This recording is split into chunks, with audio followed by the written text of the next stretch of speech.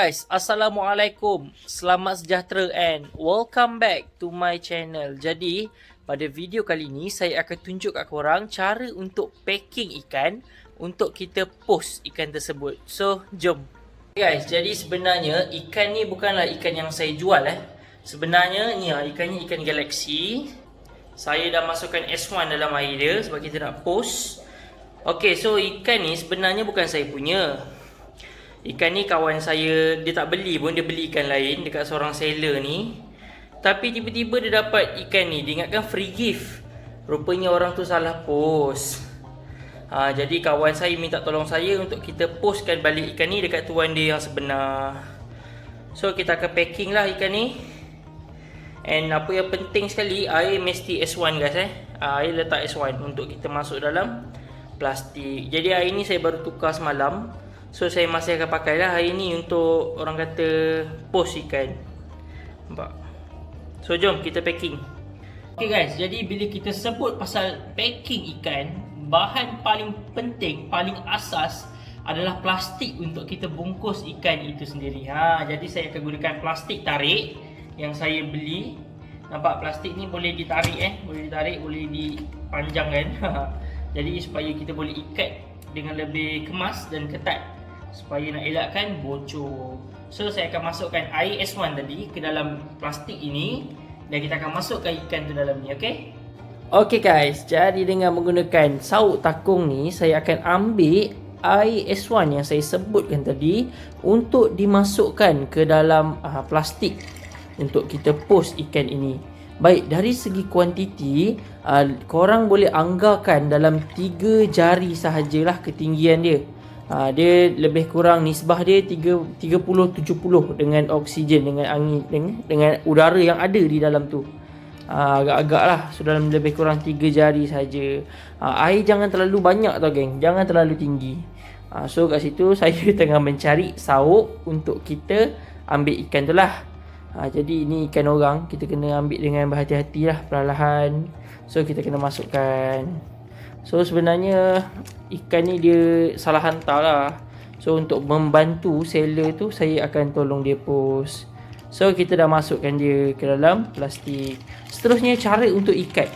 Okey, korang temukan garisan tepi kedua-dua, garisan tepi dekat plastik tu. Nampak garisan tepi tu, kita cantumkan dia, kita satukan dia. Lepas tu kita akan tutup daripada tepi. Okey, kenapa kita kena tutup daripada tepi adalah untuk memastikan lebih banyak udara, lebih banyak oksigen untuk masuk. Okey, selepas kita tutup semua, kita kepit dan kita akan tarik perlahan-lahan sehingga dia kembung macam tu lah. Jadi bila kembung, kita akan pusingkan supaya dia lebih ketat. Make sure dia ketat Lepas tu kita akan ikat. Jadi ikat tu kita lilit saja. Make sure dia dalam keadaan ketat lah. Cara untuk pastikan dia betul-betul ketat, lepas kita lilit tu kita kena pusing sikit bagi dia betul-betul ketat. Lepas tu macam biasa lah, kita tarik, bagi ikat biasa je. Saya akan pusingkan bagi betul-betul ketat.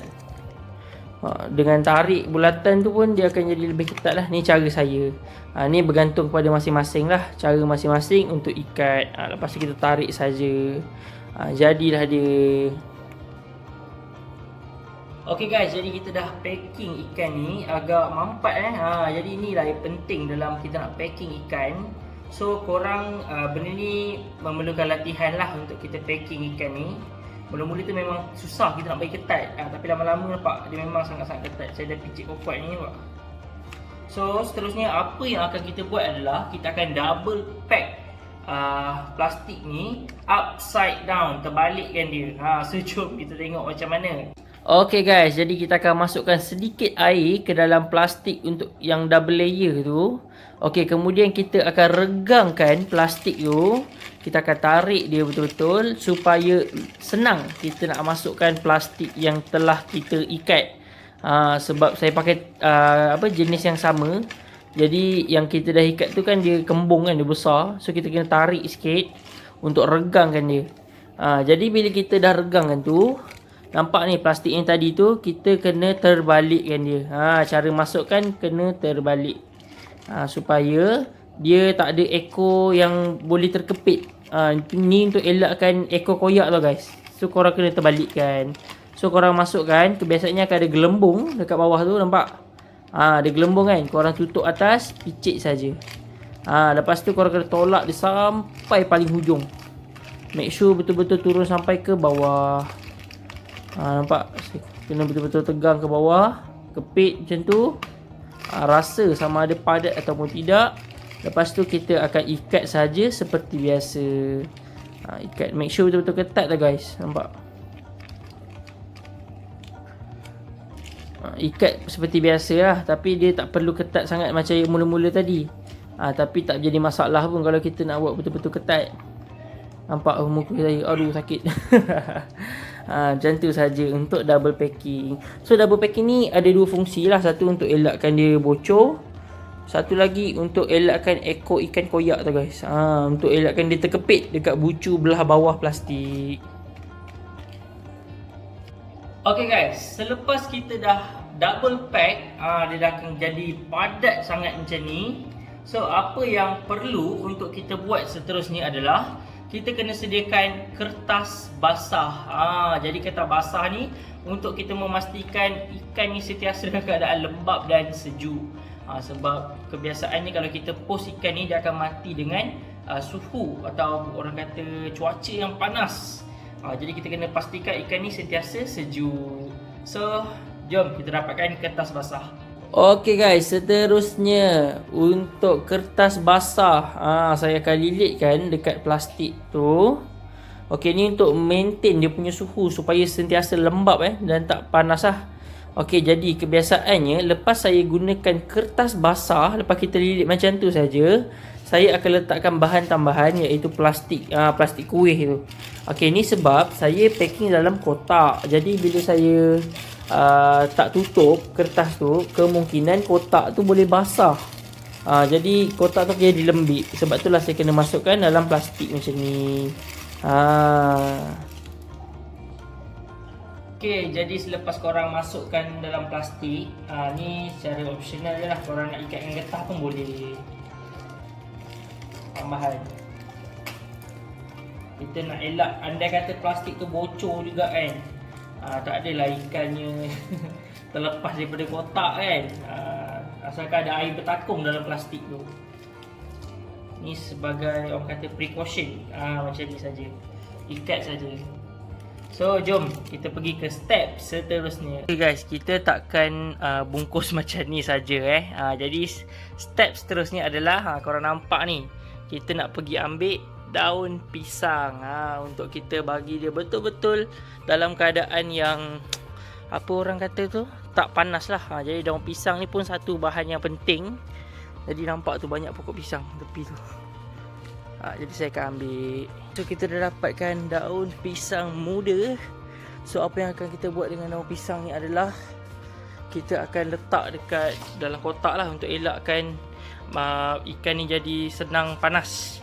Tapi sebelum tu kita kena padatkan dulu kotak ni dengan kertas-kertas supaya ikan ni tak tergerak-gerak bila kita post nanti. Jadi korang boleh mampatkan macam ni, guna kotak ke, guna kertas, guna daun pisang.